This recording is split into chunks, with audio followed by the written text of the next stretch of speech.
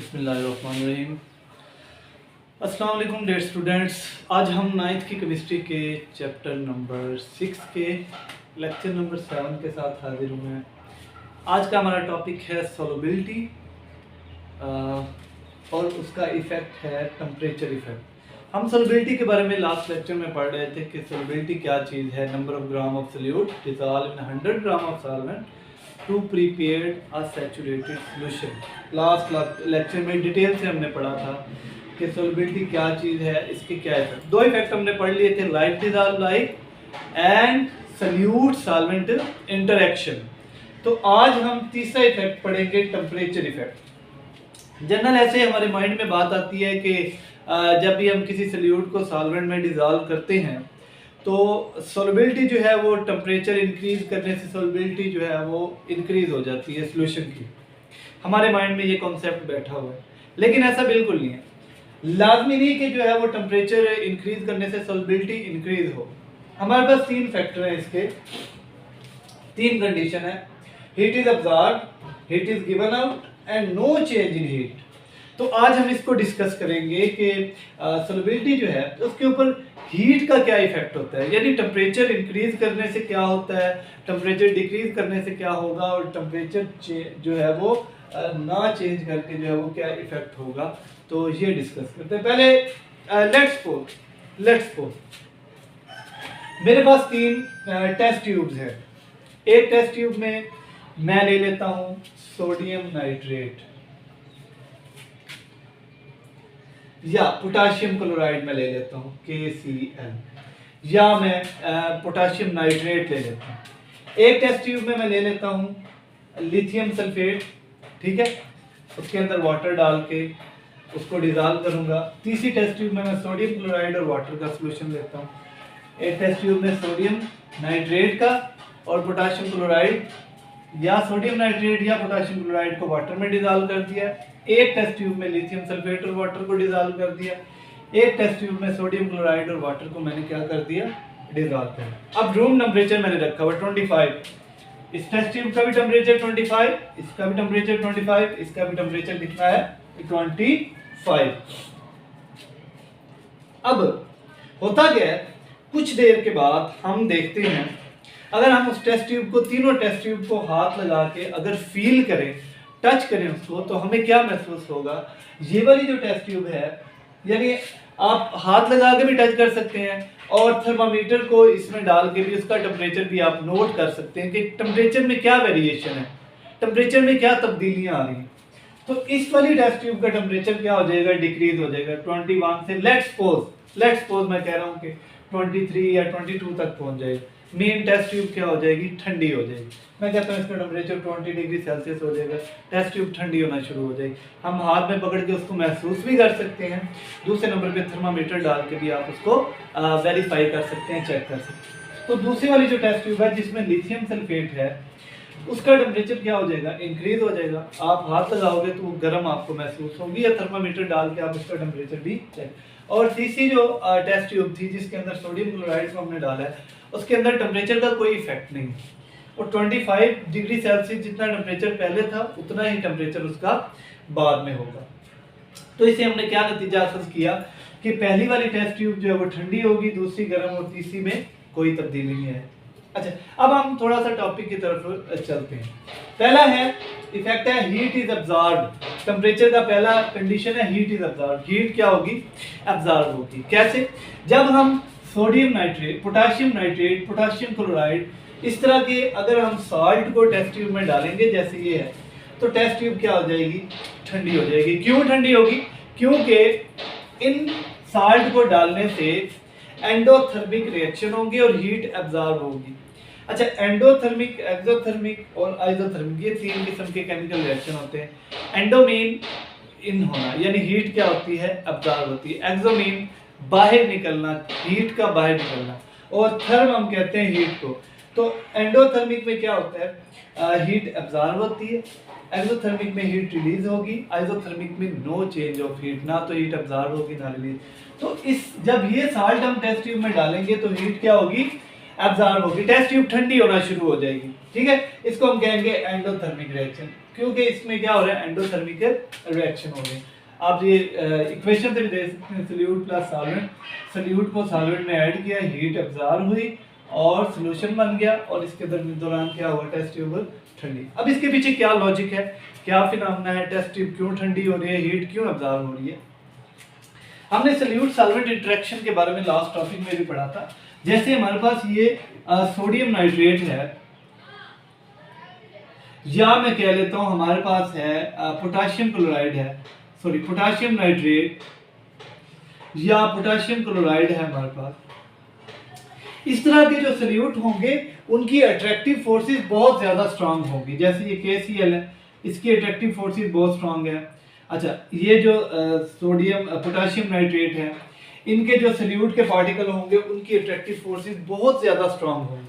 तो क्या होगा, इनकी अट्रैक्टिव फोर्सेस ब्रेक डाउन होने के लिए ये क्या करेंगे, ये सराउंडिंग से हीट को एब्जॉर्ब करना शुरू कर देंगे। ठीक है, क्योंकि उन्होंने अपनी ये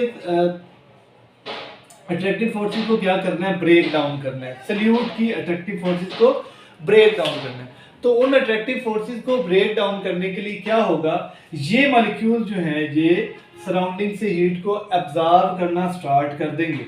अब ये सराउंडिंग से जैसे हीट को एब्जॉर्ब करेंगे, हीट से हीट को एब्जॉर्ब करेंगे अपने अट्रैक्टिव फोर्सेस को ब्रेक डाउन करने के लिए, तो सराउंडिंग का टेम्परेचर क्या हो जाएगा, डिक्रीज हो जाएगा, जिससे हमें क्या होगा, जिससे हमें महसूस होगा कि टेस्ट ट्यूब क्या हो रही है, ठंडी हो रही है। दोबारा सुन ले, मैंने ये कहा कि इस तरह के जो साल्ट होंगे उनकी अट्रैक्टिव फोर्सेस बहुत स्ट्रांग होंगी, वो अपनी अट्रैक्टिव फोर्सेस को तोड़ने के लिए। क्यों? क्योंकि आपको मैंने बताया था कि सोल्यूट और सॉल्वेंट के दरमियान अट्रैक्टिव फोर्सेस तब स्ट्रांग होगी जब सोल्यूट और सोल्यूट की अट्रैक्टिव फोर्सेस वीक होंगी।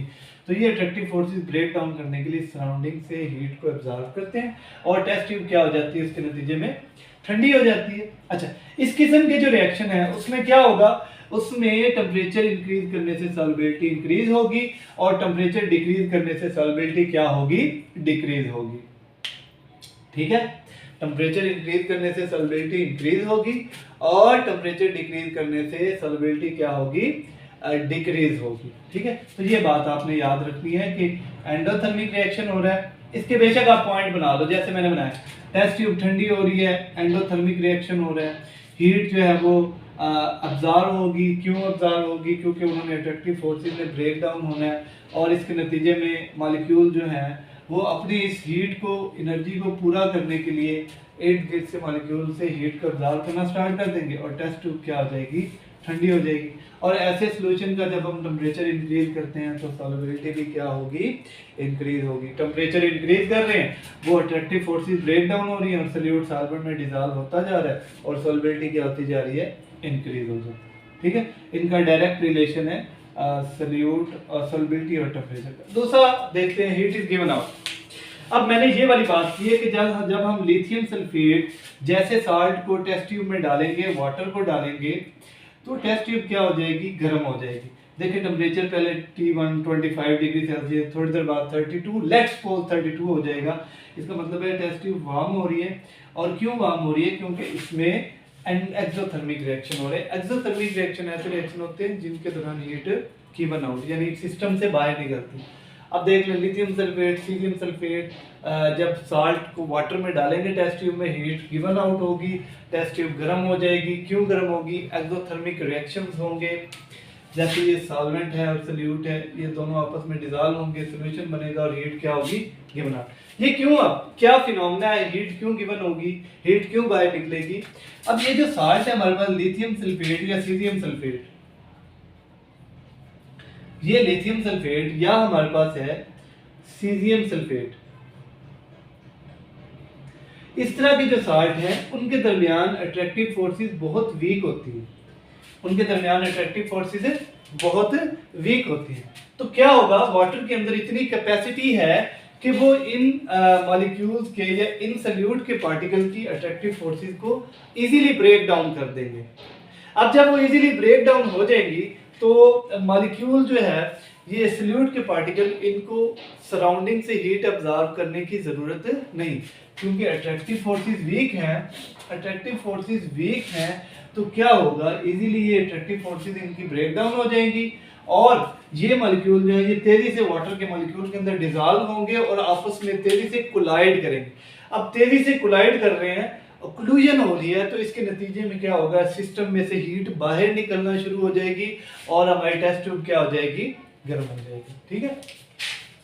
Attractive forces of solute particle weak, जैसे मैंने बताया लिथियम सल्फेट या सीजियम सल्फेट के अट्रैक्टिव फोर्सेस वीक है। Attractive forces of solute solvent stronger. अब वो क्या कह रहा है कि इजीली ब्रेक डाउन जो हो जाएंगी, सोल्यूट जो है वो इजीली वाटर के अंदर क्या हो जाएगा, सॉल्युबल हो जाएगा। Increase temperature decrease the solubility. तो ऐसे कंडीशन में क्या होगा, टेम्परेचर और सॉल्युबिलिटी का इनवर्स रिलेशन होगा। टेम्परेचर बढ़ाने से ऐसे सिस्टम की सॉल्युबिलिटी कम होगी और टेम्परेचर कम करने से ऐसे सिस्टम की सॉल्युबिलिटी क्या हो जाएगी, ज़्यादा हो जाएगी। तो ये दूसरा इफेक्ट था, हीट इज गिवन आउट।